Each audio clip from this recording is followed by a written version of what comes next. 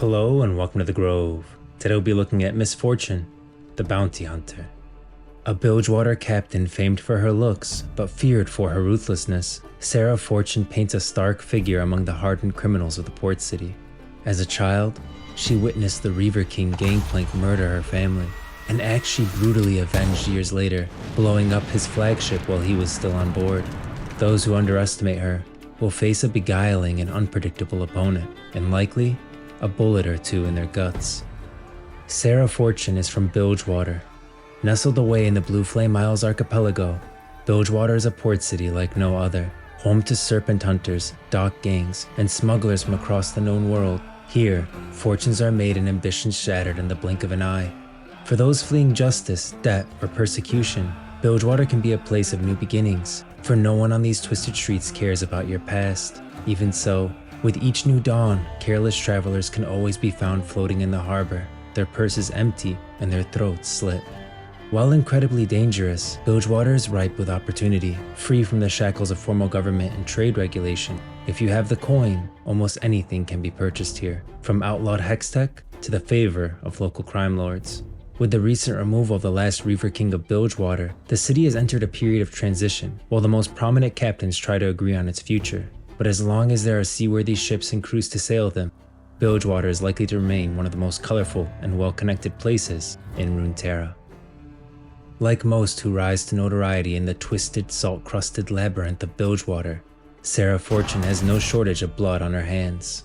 Beloved daughter of the renowned gun dame Abigail Fortune, Sarah spent much of her happy childhood in the forge of their island settlement just off the coast, learning to file wheel locks, set trigger pulls, and even cast batches of custom pistol shot. Her mother's skill in crafting firearms was legendary, and her bespoke handguns were to be found in the collections of many a wealthy merchant captain.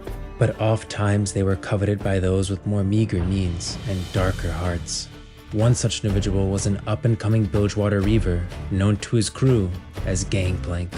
Cocksure and certain of his power, he demanded a pair of fortune pistols, the like of which no other man could hope to possess. A reluctant deal was struck, and a year later to the day, Gangplank returned. With no intention of paying for the work, he had masked his face with a grimy scarf. He was there to take the guns, by force. Abigail had crafted two masterpieces, twin hand cannons of exquisite workmanship and pinpoint lethality. Indeed, she declared, too fine for the likes of him. She could see the brutish thug that Gangplank had become. Enraged, he seized the pistols and gunned her down with her own creations before turning them on her husband and young Sarah too. Then, out of nothing but spite, he set the workshop ablaze and smashed both pistols on the cobblestones to wipe the Fortune legacy from the face of Runeterra completely. Sarah awoke to agony. Her wounds were grave, but she managed to crawl from the burning ruins with the remains of the two pistols clutched to her chest. In time, her body healed, but waking nightmares and night terrors would torment her for many years to come. Even so, she endured. She was determined to have vengeance. She rebuilt her mother's pistols and learned all she could of the masked murderer who had since declared himself the new Reaver King of Bilgewater, and forced even the most influential ship captains to honor his claim. No matter, when Sarah faced him again, she would be ready. Taking a ship to Bilgewater Bay, she killed her first man within minutes of setting foot on the crooked timbers of the quayside. A drunken pirate with a gallon of Myron's Dark in his belly and a price on his head. Sarah dragged his corpse to the bounty board officials before tearing off a dozen more warrants and heading off into the city. Within a week, every one of them was settled, and those with the misfortune to be hunted by Sarah were either dead or in chains. She quickly earned a reputation in the taverns and gambling dens, becoming known only as Missfortune. Gangplank would never see her coming. What was one more bounty hunter on the streets of his city? In the years that followed, tales of Missfortune's exploits spread far and wide, each more fanciful than the last. She drowned the leader of the Silk Knife Corsairs in a barrel of her own stolen rum. She took the siren from a captain who learned the hard way what it meant to slip a hand where it wasn't wanted. She tracked the insane Doxy Ripper to his lair in the belly of a half-dismembered Leviathan down on the slaughter docks, and shot him in the back as he fled. In spite of all this, Gangplank was far too powerful to confront openly. with the fierce Jagged Hook's crew always at his side. But Missfortune knew just killing him would never be enough. Only his abject humiliation and the burning to ash of all he had stolen would satisfy the girl who had died on the floor of her mother's workshop.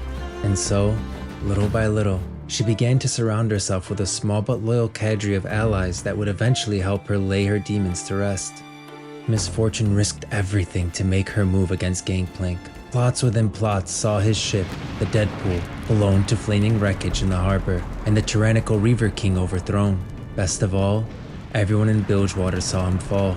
It was everything Sarah could have hoped for, exactly as she'd planned, and it was over in moments.